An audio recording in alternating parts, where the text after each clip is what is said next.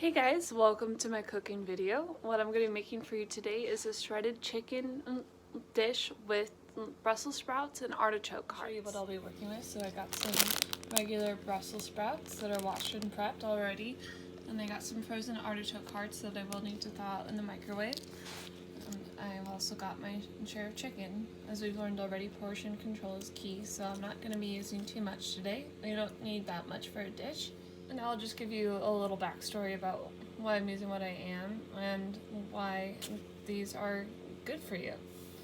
So, some of the nutrients that we can find in chicken are potassium, protein, iron, vitamin B6, magnesium, even tryptophan, which you would think is only found in turkey, but surprisingly it's also found in turkey, which we know it can help boost serotonin, niacin, selenium, and phosphorus. And chicken can help with reducing heart disease, as well as other benefits with it, including low carbs.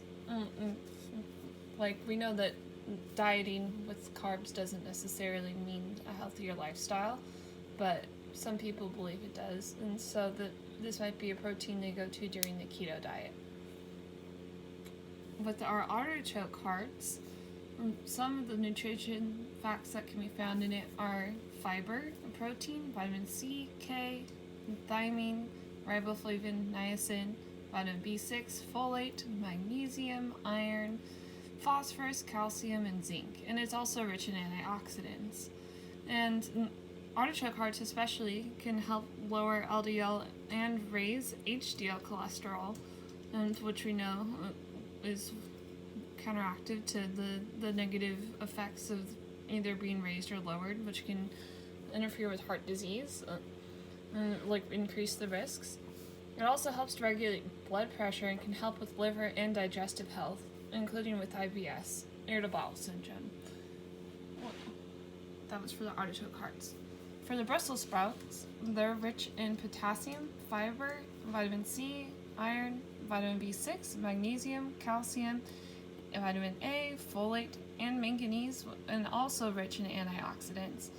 Brussels sprouts can help regulate a person's blood sugar and also contain omega-3 fatty acids, which we know can be found in fish and seafood. So it's interesting to know that they're also in other food, in case your diet doesn't include either of those two things. So to defrost the artichoke hearts, you want to put it in a small bowl and fill it just a little bit with water. You don't want to drown them or anything. And then you're going to heat it up in the microwave from anywhere to 30 seconds to a minute. You just want to get them warm enough that they can defrost a bit, so you can cut them up and shred them and then put them in a pan to cook them. So about 40 seconds later in the microwave, they seem to be warm and definitely not frozen anymore, so I can shred them up. So let's go do that. For the Brussels sprouts, the way that I've found that is the easiest way to cut it up is to kind of peel away at the excess leaves on the outside. So you'll do that because you're going to want to get to the middle. You can set those aside and you can just pull them apart with your washed hands in a second. And then from there you're going to quarter it up, kind of like how I did here, and then you'll just start cutting it down vertically until you get small little pieces about this size or so. So as you can see, I've pretty much gotten all the leaves that I wanted just from one Brussels sprout alone. So you can choose to add more depending on your level of hunger, or if you just want it for a quick snack rather than a full meal, then you can by all means just use one Brussels sprout. Then to shred the artichoke hearts, it's going to be pretty self-explanatory. They shred pretty easily, and from there you can feel free to use a knife or your fingers, whatever you're more comfortable with. I'm more of a hands-on kind of person myself, so I make sure my hands are clean before I prepare any food, but that's what I'll be doing. Alright, we are all prepped and ready to go. That took me about 5 minutes. It probably could have took me a little less, but I did take my time shredding it down to the consistency that I wanted. So let's go cook it. So to cook, I'm using extra virgin olive oil in the pan. You're going to want to lightly grease it and get it pretty hot.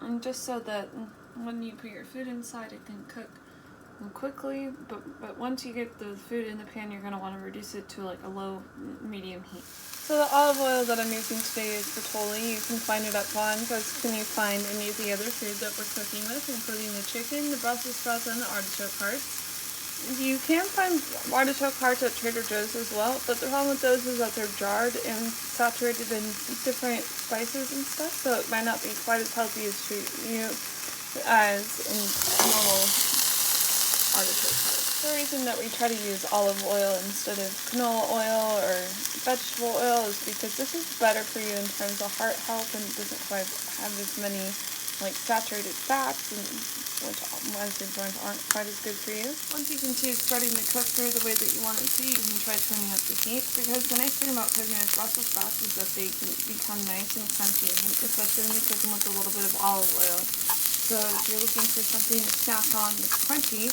rather than potato chips, you can always turn to Brussels sprouts. For flavor, I decided to use a little black pepper, which you can find at any local store. I don't prefer to use salt just because chicken itself is a little salty to me as it is.